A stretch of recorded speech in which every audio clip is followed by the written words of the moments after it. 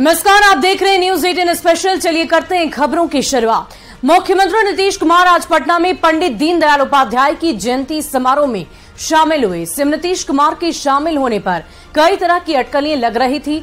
कोई इसे INDIA गठबंधन से दूरी तो कोई NDA से नजदीकी बता रहा था, लेकिन सीएम ने आज इन अटकलों का जवाब दिया और कहा कि वो इसे INDIA गठबंधन को मजबूत करने में जुटे हुए। जनसंघ के संस्थापक सदस्य पंडित दीनदयाल उपाध्याय की जयंती समारोह में शामिल होने के लिए सीएम नीतीश कुमार के फैसले से हर कोई हैरान था।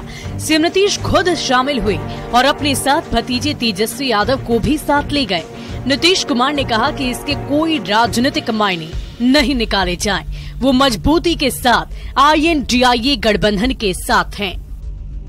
ये सब हम नहीं करते, हम सबको मना करते हैं। ये सब कहने की जरूरत नहीं, सब एकजुट होकर के काम करेंगे, मिलेंगे और उसके बाद कोई भी फैसला होगा। कमेटियां बन गई हो रही है और हम इस काम में उन लोगों को सुझाव दिए हुए लगे हुए हैं कि जरा तेजी से अंदरूनी बात करके उसको डिसाइड करें, तो हम लोग उसी में लगे हुए हैं। इसलिए अभी मत चिंता करिए, कोई अलग बैठक नहीं। नीतीश कुमार ने आज उन अटकलों को भी खारिज कर दिया जिसमें उनके NDA में जाने की कयास लगाए जा रहे थे। सीएम ने साफ साफ कह दिया है कि NDA में फिर जाने की बात फालतू की बात है, वास्तविकता से इसका कोई लेना देना नहीं है। बात में सच्चाई है क्या कि आपका लगाव NDA की तरफ ही आ रहा है? क्या NDA का लगाव आपका चर्चा चल रही है? क्या फालतू बात चर्चा चल रही है? छोड़िए ना भाई, इसको क्या चर्चा करते रहना है। आप जान रहे हम कितना बात अपोजिशन को एकजुट करने में हम लगे रहे, कितना बड़ा उपलब्धि हो रही है, कितना बड़ा काम हो रहा है, कौन क्या करता रहता है, उससे हमको क्या नजर है। सीएम नीतीश के बयानों से साफ है कि उनका मन अब नहीं बदलने वाला है। सीएम नीतीश के बयानों से साफ है कि उनका मन अब नहीं बदलने वाला है। वो मजबूती से अब INDIA के साथ खड़े हैं। आनंद अमृतराज, न्यूज 18 पटना। और डिप्टी सीएम तेजस्वी यादव ने NDA पर करारा प्रहार कर दिया है। पटना में उन्होंने कहा कि NDA में हर जगह टूट है, महागठबंधन एकजुट है। साथ ही आरोप लगाया कि बीजेपी सीएम नीतीश की छवि को बिगाड़ने की कोशिश में लगी है। और बिहार में हम लोगों ने सबसे पहले नीतीश जी, लालू जी, हम लोग सब लोग साथ आए, यहाँ महागठबंधन बनाया और हम लोगों ने तय किया कि देश भर में ही काम करना है। वो काम में हम लोग सफल हुए, तो हम लोगों का कारवां तो बढ़ा है, तो बहुत अच्छी बात है। ये बैठक होता रहा।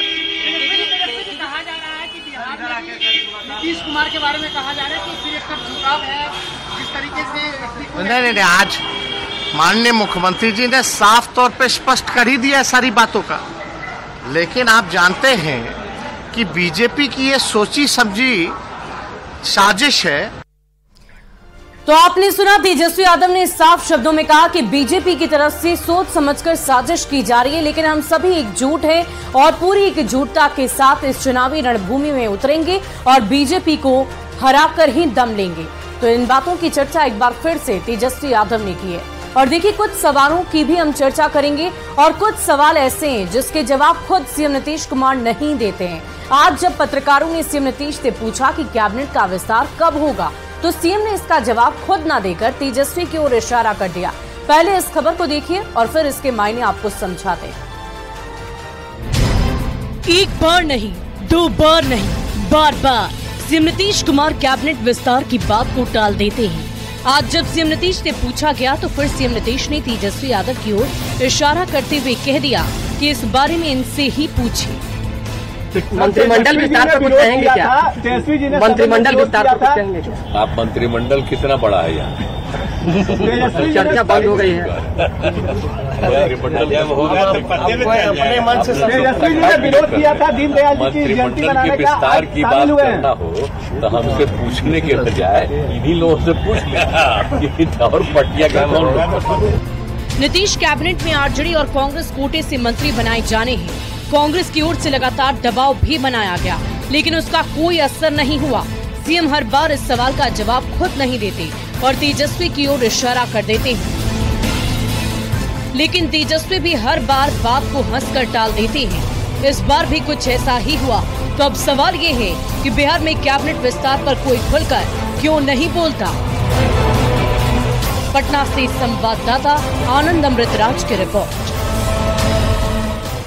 और कैबिनेट विस्तार पर सीएम नीतीश की चुप्पी पर कांग्रेस का कहना है कि वो काम करवाना जानती है। कांग्रेस को इस तरह की कोई सूचना नहीं है कि मुख्यमंत्री जितने मंत्री हैं उससे खुश हैं, तो मैं इस पे कोई टिप्पणी नहीं कर सकता जब तक हमको कोई वहाँ से बातचीत नहीं हो। अब हर पार्टी के लोग अलग अलग अपनी बात करते हैं, उसके लिए कोऑर्डिनेशन कमेटी बना हुआ है। कोऑर्डिनेशन कमेटी में ये सब बात होनी चाहिए, अगर कुछ ऐसी बात है तब। और अब बात कैबिनेट के फैसले की। आज नीतीश कैबिनेट की बैठक हुई। बैठक में कुल मिलाकर 10 एजेंडों पर मुहर लगाई गई। कैबिनेट ने आईजीआईएमएस में मरीजों को निःशुल्क सुविधा देने की स्वीकृति दी है। दवा और सभी प्रकार की मेडिकल सुविधा निःशुल्क मिलेगी। आईजीआईएमएस के निजी वार्ड में भर्ती मरीजों पर नियम लागू नहीं किया जाएगा। गांधी मैदान मेट्रो स्टेशन के निर्माण के लिए 48,78,000 रुपए की स्वीकृति दी गई है। मुख्यमंत्री अल्पसंख्यक उद्यमी योजना पर भी मुहर लगी है। उप सचिव विनोद कुमार को 1 साल का अतिरिक्त नियोजन दिया गया है। सेवानिवृत्ति के बाद संविदा के आधार पर 1 साल का नियोजन होगा। तो कैबिनेट की बैठक में 10 अहम एजेंडों पर मुहर लगाई गई। मुख्यमंत्री अल्पसंख्यक उद्यमी योजना को भी स्वीकृति दी गई है। इसके अलावा मेट्रो को लेकर भी एक अहम धनराशि दी गई ताकि जल्द से जल्द इसका निर्माण कराया जा सके।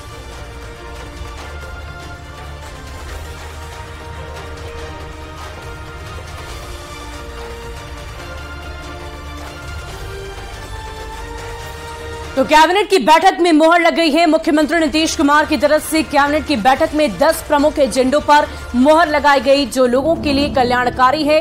और देखिए, हेमंत सोरेन पर बीजेपी का बड़ा हमला।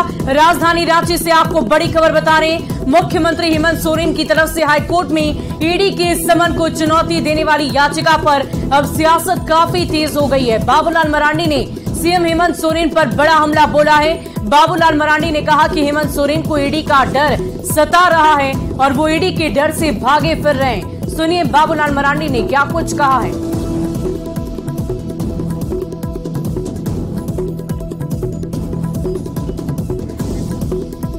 तो ईडी के समन को चुनौती देने पर अब सियासत गर्मा उठी है। बीजेपी की तरफ से भी ये कहा जा रहा है कि बाबूलाल मरांडी ने अपना बयान देते हुए ये कह दिया है कि हेमंत को ईडी का डर सता रहा है और इसीलिए वो बार बार भागे फिरते नजर आ रहे हैं। दरअसल 4 दफा ईडी की तरफ से समन जारी किया गया। बावजूद इसके ईडी कार्यालय, ईडी दफ्तर हेमंत सोरेन नहीं पहुंचे और इसके बाद से अब सियासत गर्मा उठी है। लेकिन जब ईडी ने उनको नोटिस दिया है तब से तो इतने डरे हुए हैं कि भागे फिर रहे। कभी सुप्रीम कोर्ट जा रहे हैं, कभी हाई कोर्ट जा रहे हैं और ये कह रहे हैं कि भी हमको ना पूछा जाए, अभी आप जो बता रहे हैं। और मुख्यमंत्री हेमंत सोरेन की हाईकोर्ट में ईडी के समन को चुनौती देने वाली याचिका पर अब सियासत गर्मा उठी है। बीजेपी का कहना है कि याचिका में 5 डिफेक्ट हैं जिसे ऑनलाइन वेबसाइट पर देखा जा सकता है। बीजेपी ने आरोप लगाया है कि जानबूझकर मामले को लटकाने की कोशिश की जा रही है। जब तक डिफेक्ट्स दूर नहीं होंगे याचिका सूचीबद्ध नहीं की जाएगी। चीजों पर यू टर्न मारते हैं, वो आज हम आपको दस्तावेजों से सिद्ध करेंगे कि हेमंत सोरेन और उनकी लीगल टीम पूरे मामले को किस तरीके से उलझा रही है। कि मुख्यमंत्री जी जिनकी टीम में देश के सबसे महंगे लॉयर्स हैं, उन्होंने जो याचिका दाखिल की 23 तारीख को, देखिए उसका हाई कोर्ट की वेबसाइट से जो हम लोगों ने स्टेटस निकाला है, इसमें 5 डिफेक्ट लगे हुए हैं। और आपको पता है जब तक ये डिफेक्ट क्लियर नहीं करेगा कंप्लेनेंट, तब तक ये याचिका सुनवाई के लिए लिस्ट नहीं होंगे। और याचिका में डिफेक्ट्स होने के बीजेपी के दावे पर जेएमएम ने अब पलटवार कर दिया है। जेएमएम का कहना है कि याचिका में डिफेक्ट्स होना एक बहुत ही आम बात है, बीजेपी को अभी इसका ज्ञान ही नहीं है। देखिए, मुझे लगता है कि अज्ञानतावश इस तरह की बातें भाजपा के प्रवक्ता करते हैं। याचिका दाखिल होती है, जहां तक मुझे जानकारी है, मैंने देखा है कई एक याचिकाओं में कि कुछ न कुछ डिफेक्ट उसमें पॉइंट आउट किया जाता है अदालत की तरफ से और उस डिफेक्ट को फिर दूर किया जाता है। ये कॉमन चीज है। ये किसी एक याचिका की बात नहीं है। मुझे लगता है इनको जानकारी नहीं है, ज्ञान नहीं है। और इसी बीच मुजफ्फरपुर से एक बड़ी जानकारी आपको दें। 2 लोगों की संदिग्ध परिस्थिति में मौत होने के मामले को लेकर पुलिस मुख्यालय ने यह मान लिया है कि जहरीली शराब पीने से ही इन दोनों लोगों की जान चली गई। एडीजी ने बताया कि पूरे मामले की जांच लगातार की जा रही है।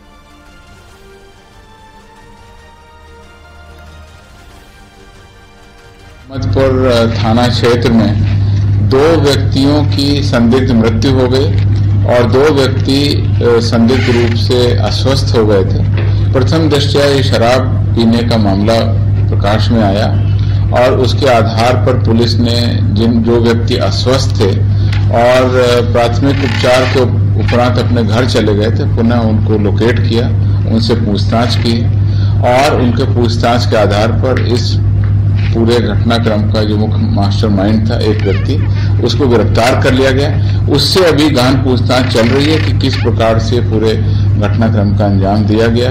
जो 2 व्यक्ति अस्वस्थ हैं उनको पुनः बेहतर इलाज के लिए अस्पताल में पुलिस के द्वारा भर्ती कराया गया। पुलिस इसमें आगे भी कार्रवाई कर रही है। तो पुलिस की बातों को आपने सुना। एडीजी मुख्यालय की तरफ से पूरी सघनता के साथ इस पूरे मामले पर आगे की जांच प्रक्रिया लगातार जारी है। हालांकि 2 लोगों की मौत को लेकर पूरी जानकारी दी गई कि जहरीली शराब के सेवन से ही 2 लोगों की जान चली गई है। और अगली खबर भी हम आपको बताएंगे। राजधानी पटना से अगली खबर बताएं, जहां दलित महिला के साथ दुर्व्यवहार मामले को लेकर अब बिहार की सियासत गर्मा उठी है। इस शर्मसार घटना को लेकर सीएम नीतीश कुमार भी काफी गंभीर है। वहीं कार्रवाई को लेकर प्रशासन की टीम भी मुस्तैदी के साथ जुटी हुई है। अस्पताल के बेड पर लेटे इस दलित महिला के शरीर पर जख्म के निशान गहरे हैं। ये घाव तो वक्त के साथ भर जाएंगे, लेकिन उसके निशान और कहानी समाज को हमेशा शर्मिंदा करेंगे। महज 1500 रुपए के लिए हैवानियत की हदें पार कर महिला की न सिर्फ पिटाई की गई, बल्कि उसे गंदा पानी भी पिलाया गया। इस घटना पर सीएम नीतीश कुमार काफी गंभीर हैं, साथ ही दोषियों के खिलाफ सख्त कार्रवाई की बात भी कही है। के साथ कोई घटना दुर्घटना होती है, पूरा का पूरा पुलिस और एडमिनिस्ट्रेशन ध्यान देता है और कोई गड़बड़ करता है उस पर एक्शन। दरअसल पटना के खुसरूपुर थाना इलाके में कर्ज का पैसा नहीं लौटाने पर दलित महिला की पिटाई की गई। गांव के ही प्रमोद कुमार सिंह और उसके बेटे पीयूष कुमार पर महिला की पिटाई के साथ गंदा पानी पिलाने का आरोप लगा है। पीड़ित के बयान पर खुसरूपुर थाने में नामजद FIR भी दर्ज कर ली गई है। साथ ही आरोपियों की गिरफ्तारी को लेकर विशेष टीम भी गठित कर दिया गया है। गंभीरता को देखते हुए टीम बना करके उन दोनों के विरुद्ध कार्रवाई करने के लिए, छापामारी करने के लिए, गिरफ्तार करने के लिए पुलिस कार्रवाई कर रही है। दलित महिला की पिटाई मामले में 6 आरोपियों के खिलाफ SC/ST एक्ट की धाराओं के तहत केस दर्ज किया गया है। आरोपियों की गिरफ्तारी के लिए पुलिस लगातार छापेमारी में जुटी है। पटना से संवाददाता आनंद अमृतराज, अमित कुमार और मनोज सिन्हा की रिपोर्ट। और अब बात नाव पर लौंडा नाच की। बिहार में लगातार नाव हादसे हो रहे हैं, लोगों की जान जा रही है, लेकिन बावजूद इसके लोग सबक लेने को तैयार नहीं है। छपरा के पानापुर में झिझड़ी के दौरान ओवरलोडिंग नाव पर लोग नर्तकियों के साथ ठुमके लगाते हुए नजर आए। जिला प्रशासन भी इस मामले में हस्तक्षेप करना उचित नहीं समझा और पुलिसकर्मी मूक दर्शक बने रहे। आपको बता दें कि हाल ही में मुजफ्फरपुर में नाव हादसे में कई लोगों की जान गई थी, बावजूद इसके लोग सबक लेने को तैयार नहीं। तस्वीरें देखकर आप लोगों की लापरवाही का अंदाजा लगा सकते हैं कि कैसे ओवरलोडेड नाव पर ये नाचते गाते नजर आ रहे हैं, झूमते गाते नजर आ रहे हैं। कभी भी किसी भी वक्त कोई भी हादसा हो सकता है, बावजूद इसके इन्हें अपनी जान की परवाह नहीं है और तभी ये नाव पर लौंडा नाच करते नजर आ रहे हैं।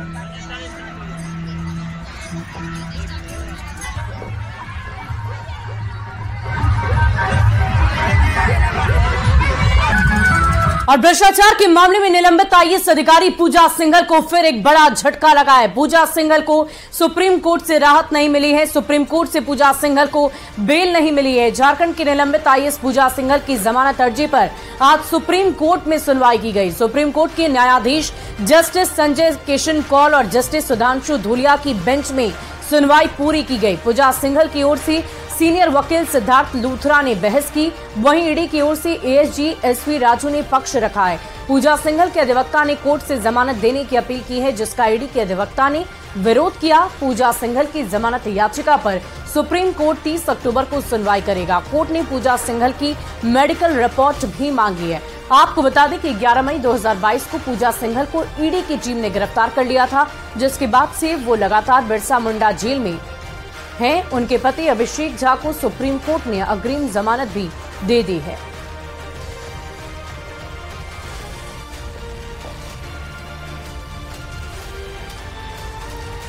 और बड़ी खबर लोहरदगा से आपको बताएं, जहां लव जिहाद का सनसनीखेज मामला सामने आया है। अपनी पहचान छिपाकर आदिवासी युवती को प्रेम जाल में फंसाया, फिर उसके साथ दुष्कर्म की घटना को अंजाम दिया।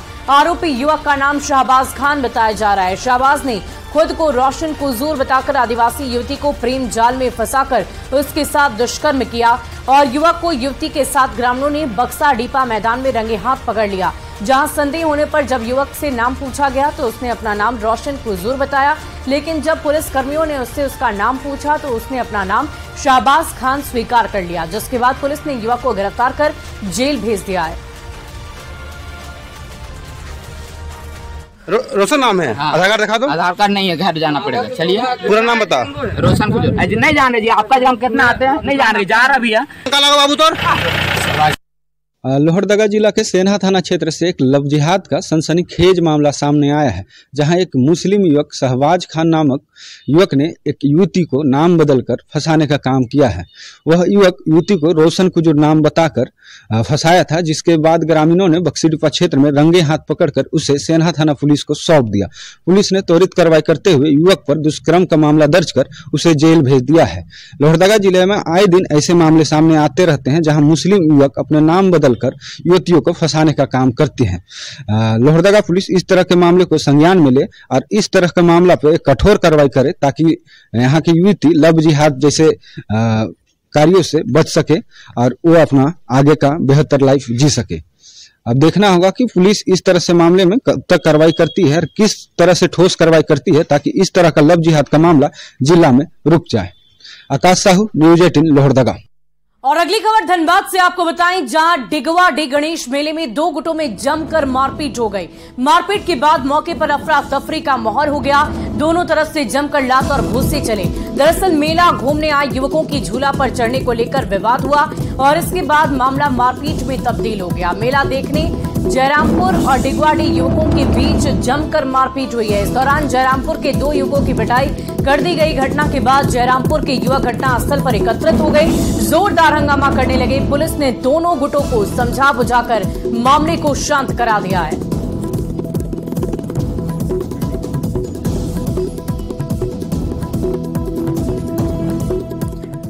और दुमका से आपको बड़ी खबर बताएं, दो साइबर अपराधी गिरफ्तार किए गए। एक कार, 11 मोबाइल फोन जब्त किया गया है। कैश और अन्य सामान भी बरामद हुए हैं। दोनों आरोपी को जेल भेजा गया है। दुमका से ये बड़ी जानकारी आपको दे रहे हैं। एक कार और 11 मोबाइल फोन जब्त किए गए। साइबर अपराधियों की गिरफ्तारी की गई है। दुमका से बड़ी खबर आपको बता रहे हैं, कैश और अन्य सामान भी बरामद किए गए हैं।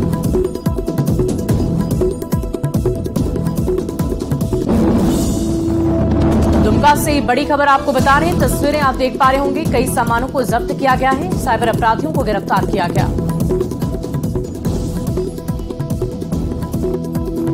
अंतर्गत धमना टाड़ है, धमना कुंडी है, वहाँ एक घर में छापेमारी किया, जहाँ से 2 साइबर अपराध कर्मी को पकड़ा गया है। उनके पास से आप देख रहे हैं ये 11 मोबाइल हैं, सभी स्मार्टफोन हैं, जिसमें 3 आईफोन हैं, एक आईपैड है, इसके अलावा एक कैमरा स्टैंड है, कैमरा है, 11 अलग से सिम कार्ड्स मिले हैं और इसके जो फ़ोन डिटेल्स में साइबर अपराध करने के संबंधित डाटा भी प्राप्त हुआ है। तो दुमका से ये बड़ी जानकारी आपको दे रहे हैं। 2 साइबर अपराधियों को गिरफ्तार किया गया है। एक कार और 11 मोबाइल फोन जब्त किए गए हैं। कैश और अन्य सामान को भी बरामद किया गया। दोनों आरोपी को जेल भेज दिया गया है। दुमका से ये बड़ी खबर, एक कार, 11 मोबाइल फोन, कैश समेत अन्य सामानों को बरामद किया गया है। फिलहाल दोनों आरोपियों को जेल भेजा गया।